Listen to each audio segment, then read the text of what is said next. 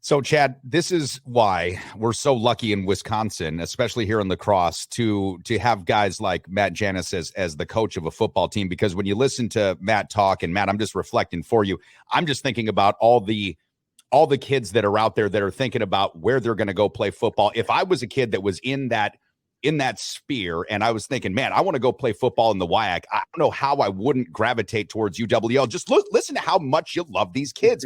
I realize that's, it's hard when you lose your seniors, but how much time do you really have in between, saying goodbye to these guys that have been such integral parts of this team? Like you've mentioned, you've been a part of their lives for 4 or 5 years.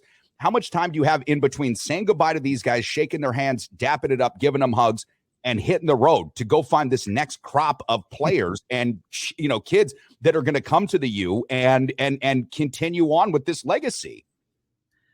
Not very much. I'm actually heading out today to a few area spots, and there you go. But there's not very much time. And like in our coaches, like they've done a good job throughout the season. Like we stay on top of it. We've had kids that come for some game days, but I'm not one of those coaches who think you just recruit all season, and like I don't want that, because I feel like you're cheating on your current team, right? So there's like kind of like that Goldilocks right in the middle of what you have to do, because you can't just do nothing all year, right? You can't do nothing all season, and then you're going to get to now. But like I've tried to preach that to our staff. Our staff's been really good about it. We put some time in, but our main focus will always, and it always will be when I'm the head coach, it always is our team, our current team. And then we'll text guys and we'll get them on the campus and we'll get them on some visits. And so now, like, it's funny you say that now the season's over, you have this exit meeting, and like all day yesterday, it's, phone calls and FaceTimes and, setting up visits and getting all this. And it just kind of kicks into the next season, into the next competition. I think as coaches, it's probably like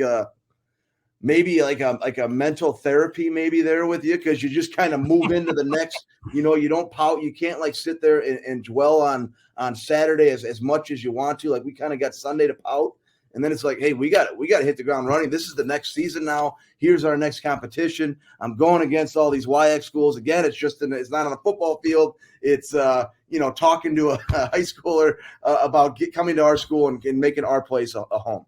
Well, I noticed when you popped on, Coach, that you had your recruiting face on. I noticed you shaved. I think the one disadvantage you may have when you meet parents is that some parents may think you're a student. You look really young without your beard. Holy crap.